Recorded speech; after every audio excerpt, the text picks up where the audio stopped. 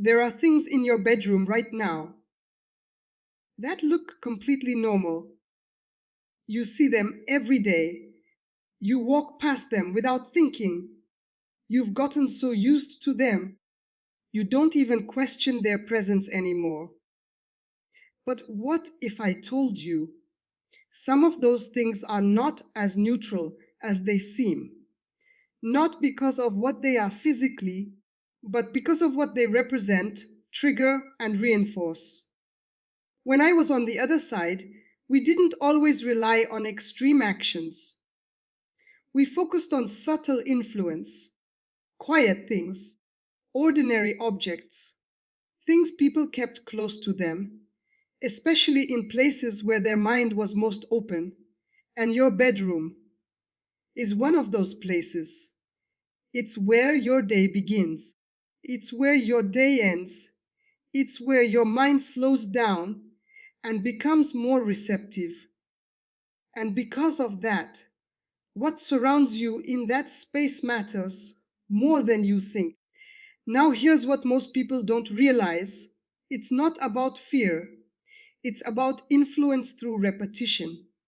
If something in your environment constantly affects your thoughts, your focus, or your emotional state, even in a small way, it begins to shape your patterns, and patterns shape your direction. So today, I'm going to show you 3 things that many people keep in their bedroom without realizing the effect they have. Not from superstition, not from assumption, but from understanding how environment, attention, and repetition work together. Because once you see it clearly, you won't ignore it anymore. You'll start removing what's been quietly affecting you and replacing it with what actually supports clarity, focus, and stability. So don't listen to this casually. Because if something in your environment is influencing you every single day without you noticing, then changing that can shift more than you expect. Now let's go straight into the first thing, because this is the most common and the most overlooked. It's not something strange. It's not something hidden. In fact, it's something many people keep right next to where they sleep: your phone. Now understand this clearly. It's not about the device itself. It's about how it's used and what it brings into your space. When I was on the other side, we didn't need to place anything unusual in someone's environment. We just needed them to keep something closely that constantly pulled their attention. Because attention is influence. Now think about this. Your bedroom is supposed to be a place where your mind slows down, where your thoughts settle, where your focus resets. But if the last thing you see before sleep and the first thing you reach for when you wake up is a stream of noise, distraction, and constant input, then your mind never fully resets. You carry that noise into your rest, and you wake up already scattered. Now, here's what happens over time: you become used to checking constantly. Your attention becomes divided. Your focus becomes weaker, not all at once, but gradually. And because it's normal, you don't question it. Now, this is the key. It's not about removing your phone completely. It's about removing its control over your attention in that space. Because your bedroom should not be the place where your mind is pulled in every direction. It should be the place where your mind becomes clear. So here's the shift. You create distance. You stop letting it be the first and last thing you engage with. You reduce the noise before you sleep. You delay the input when you wake up. Because those moments set the tone for everything that follows. Now, when you do this consistently, something changes. Your mind becomes calmer, your focus becomes stronger, your thoughts become more controlled. Not because something external changed, but because you removed what was constantly interrupting you. Now, in the next chapter, I'm going to show you the second thing because this one is even more subtle. And most people don't realize how much it affects them until they remove it. Now, this one is even more subtle because it doesn't make noise. It doesn't demand your attention the way your phone does, but it influences you in a different way, quietly, consistently, every single day. What you keep in front of your eyes, your surroundings, the objects, images, and items that fill your bedroom. Now, when I was on the other side, this was something we understood deeply. You don't need to speak to influence someone. You just need to control what they see repeatedly. Because whatever you see often becomes familiar. And whatever becomes familiar begins to feel normal. Now think about your space. Clutter, unfinished items, things you've been meaning to deal with, but haven't. At first, they don't seem like a big deal. You ignore them. You walk past them. You tell yourself you'll fix them later. But your mind still registers them every single time. Now here's what happens. Clutter creates mental noise. Unfinished things create a sense of delay. Disorganized space reflects scattered thinking, not instantly, but gradually and over time. Your environment starts to match your internal state. Now, this is important because your bedroom is not just where you sleep, it's where your mind resets and reflects. So, if the space around you is constantly signaling incomplete, messy, or delayed, that feeling begins to carry into your thinking. Now, here's the shift. You don't just clean for appearance, you clear for clarity. You remove what doesn't serve you. You organize what you keep. You simplify what surrounds you. Because clarity in your environment supports clarity in your mind. Now, when this is done correctly, something changes. You feel lighter in that space. You think more clearly. You become less distracted without even trying. Because you removed silent interruptions. Now, in the next chapter, I'm going to show you the third thing, because this one is not physical in the same way, but it's something many people bring into their bedroom every single night without realizing its impact. Now, this is the one most people never consider, because it's not something you place in your room, it's something you carry into it every night. Your unresolved thoughts, the conversations you replay, the worries you hold on to, the things you didn't finish, didn't say, or didn't solve during the day. When I was on the other side, this was one of the most consistent patterns we observed. People would focus on changing external things, but they would bring the same internal state with them again and again. And because of that, nothing really changed. Now think about this. You enter your bedroom physically, but your mind is still somewhere else, still thinking about what happened earlier, still going over what might happen tomorrow, still holding tension from things you haven't released. And then you try to rest, but your mind doesn't. Now here's what happens over time. Your body is still, but your thoughts are active. You don't fully disconnect. You don't fully reset. You don't fully recover. and that carries into the next day. Now, this is important because your bedroom is supposed to be a place of reset, not continuation. But if you bring everything with you, nothing resets. Now, here's the shift.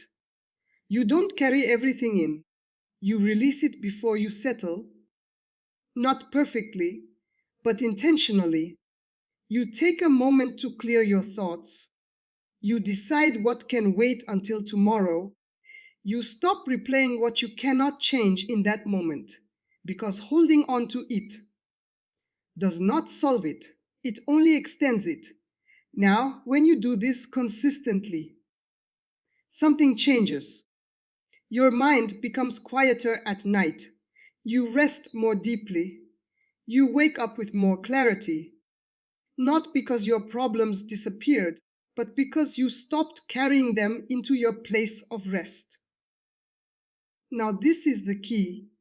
What you remove from your environment matters, but what you remove from your mind matters just as much. Now, in the next chapter, I'm going to show you how these three things connect, because once you understand the pattern behind them, you won't just remove them once. You'll stop letting them return. Now, this is where everything connects, because these three things may seem different: your phone, your surroundings, your thoughts. But they all do the same thing. They control your attention without you realizing it. When I was on the other side, this was the real focus. Not specific objects, but what they did to a person's focus and state over time. Because once attention is influenced, everything else follows. Now look at it clearly. Your phone pulls your attention outward constantly.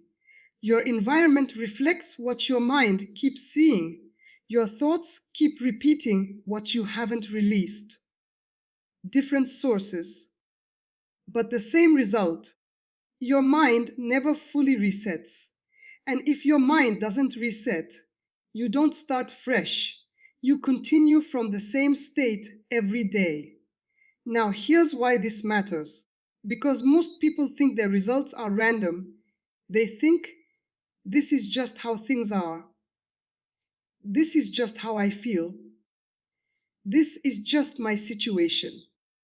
But they don't realize they are repeating the same inputs, so they experience the same outputs every day. Now, this is the pattern. Input, get attention, get thought, get action, result. And if the input stays the same, the result stays the same. Now, understand this clearly. You don't need to change everything in your life at once. You just need to change what is constantly influencing you, because constant influence creates constant patterns.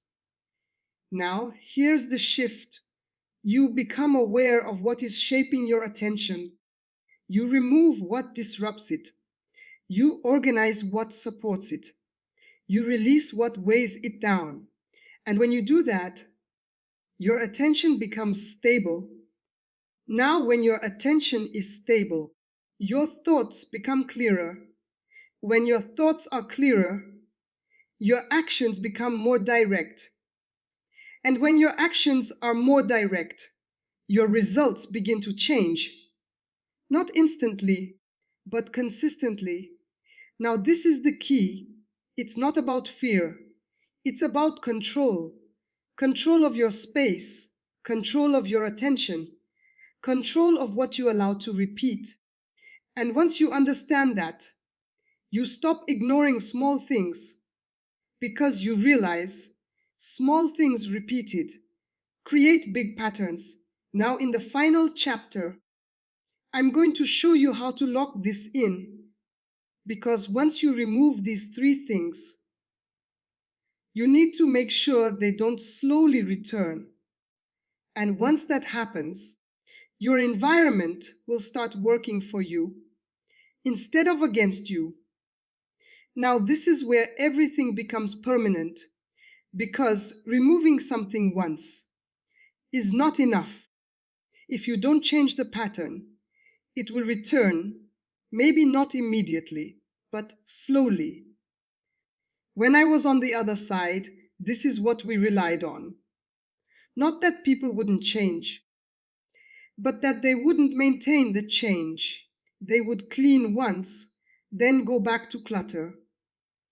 They would reduce distraction, then slowly allow it again. They would clear their mind, then return to overthinking at night. And over time, everything went back to the same state. So this final step is simple, but it requires consistency. You don't treat this as a one-time fix. You treat it as a standard. Now here's what that looks like. You don't wait until your space is messy. You keep it clear. You don't wait until your mind is overwhelmed. You release things daily. You don't wait until distraction takes over. You manage your attention consistently because prevention is easier than correction. Now here's the shift. At first, you will need awareness. You will catch yourself slipping. You will notice small things returning. And in those moments, you correct quickly. You don't ignore it. You don't delay it. You don't tell yourself, I'll fix it later. Because later is how patterns rebuild. Now, over time, something changes. You don't have to think about it as much. You naturally keep your space organized. You naturally protect your focus. You naturally release what doesn't belong in your mind because it becomes your default. Now, this is important. You're not creating pressure, you're creating structure, a space that supports clarity, a routine that supports focus, a mindset that supports rest. And once those things are in place, everything else becomes easier. Now, understand this clearly. Your environment is not separate from your results, it supports them or it slows them down. So, when your environment is aligned, your thinking becomes aligned. And when your thinking is aligned, your actions follow. Now, this is the final truth. You don't need extreme changes. You need consistent control over small things. Because small things, repeated daily, shape everything. So don't go back to ignoring what's around you. Don't allow old patterns to return quietly. Stay aware, stay consistent, stay intentional. Because once your space starts working for you, your mind follows. And when your mind is clear, everything else begins to move the way it should. Now, this is the final shift, and this is where everything truly changes. Because up to this point, you've been removing things, reducing distraction, clearing your space, releasing your thoughts. But this final step is not just about removing, it's about how you live from now on. When I was on the other side, this was the difference we watched for. Not who made changes once, but who stopped living on autopilot. Because most people don't choose their environment, they accept it. They don't choose what they focus on. They react to whatever is in front of them. They don't choose what they carry mentally. They hold on to whatever shows up. And that's how patterns repeat. Not because they want them to, but because they are not aware enough to change them. Now understand this clearly. What you don't choose will be chosen for you. If you don't decide what stays in your space, clutter will return. If you don't decide what gets your attention, distraction will take it. If you don't decide what you carry in your mind, unfinished thoughts will fill it. And slowly, you go back to the same patterns. Now, here's the shift. You stop living by default and you start living by decision. You choose what stays in your space. You choose what gets your attention. You choose what thoughts you allow to continue. Not occasionally, but daily. Now, this doesn't mean control over everything. It means awareness of what matters. Because once you're aware, you don't ignore small things anymore. You notice them early. You correct them quickly. You prevent them from building. Now, here's what happens when you live this way. Your space stays clear without effort. Your mind stays focused without force. Your rest becomes deeper and more consistent, not because life is perfect, but because your patterns are different. Now, this is the final truth. You don't change your results by doing something once. You change them by living differently every day. And that starts with awareness. Awareness of your space, awareness of your attention, awareness of your thoughts. Because awareness gives you choice, and choice gives you control. So don't go back to living automatically. Don't ignore what's influencing you daily. Stay intentional, stay aware, because once you move from unaware to intentional living, your environment stops controlling you and starts supporting you. Now, this is the part most people don't want to hear, but it's the part you need to understand, because ignoring small things does not keep them small. When I was on the other side, this was the quiet truth. We didn't need people to make big mistakes. We just needed them to ignore small ones consistently. Because over time, small things build. A little distraction becomes constant lack of focus. A little clutter becomes mental overwhelm. A few unresolved thoughts become daily stress. And eventually, that becomes their normal. Now, here's the danger. When something becomes normal, you stop questioning it. You stop noticing it. You stop trying to change it. And that's when it controls you the most. Now, think about this. If your environment stays distracting, your focus weakens over time. If your space stays cluttered, your thinking becomes scattered. If your mind stays full of unresolved thoughts, you never fully reset. Not for a day, not for a week, but consistently, and consistency is what shapes your life. Now, this is important because most people don't lose control all at once. They lose it slowly through what they allow daily. Now, here's the truth. What you ignore today, you live with tomorrow, and what you repeat tomorrow becomes your future. So, this is not just about your bedroom, it's about your pattern, your daily pattern, because your environment, your attention, and your thoughts are shaping your direction every single day, whether you notice it or not. Now, here's the choice. You either stay unaware and allow small things to control you over time, or you stay aware and take control of what you allow to repeat. Because control is not about doing more, it's about allowing less of what works against you. Less distraction, less clutter, less unnecessary mental weight.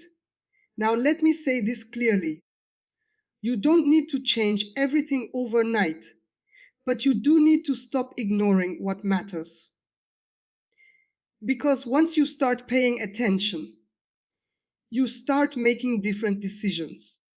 And different decisions create different patterns. So don't walk away from this and forget it. Look at your space. Look at what you allow in it. Look at what you carry into it.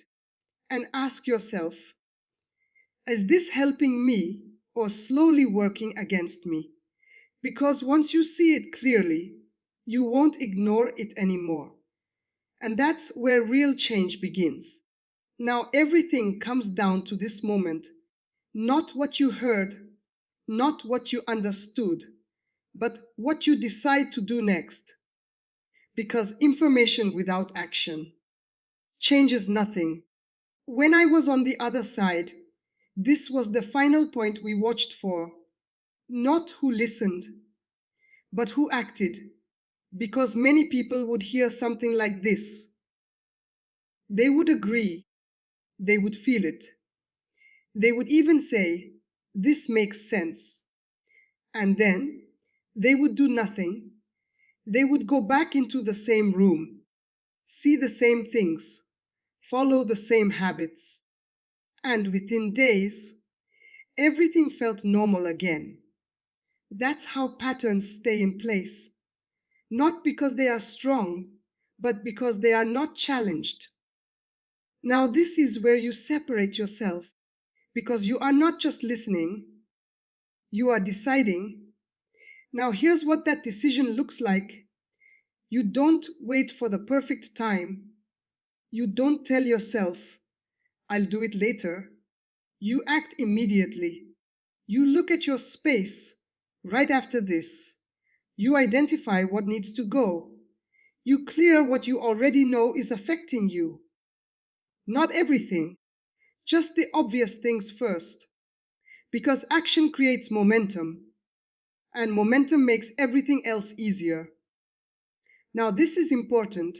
You don't need motivation, you need movement, even small movement, because small action breaks hesitation. And once hesitation is broken, everything becomes easier to change. Now, here's what will happen if you act. Your space will feel different. Your mind will respond differently. Your focus will begin to stabilize. Not perfectly, but noticeably. And that's enough to continue. Now, here's what happens if you don't. Nothing changes. Everything stays the same. And over time, you forget this completely. Now the choice is clear. You either stay in the same pattern or you interrupt it today. Not tomorrow, not later, now. Because the longer you wait, the easier it is to go back. So don't delay this. Don't overthink it. Take one step. Clear one thing. Remove one distraction. Release one thought before you sleep. Start small. But start now. Because once you take action, you are no longer stuck in awareness. You are moving in change. And that is where everything begins.